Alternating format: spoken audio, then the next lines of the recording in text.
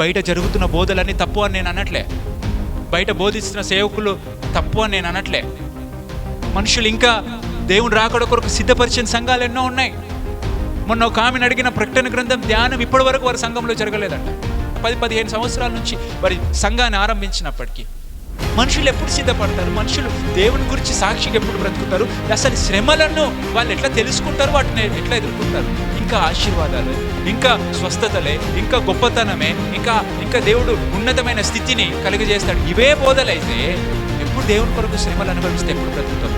దేవుడు ఈరోజు ఎంత నేను రిక్వెస్ట్ చేస్తాను, విషయం ఏవి రావు మనకు.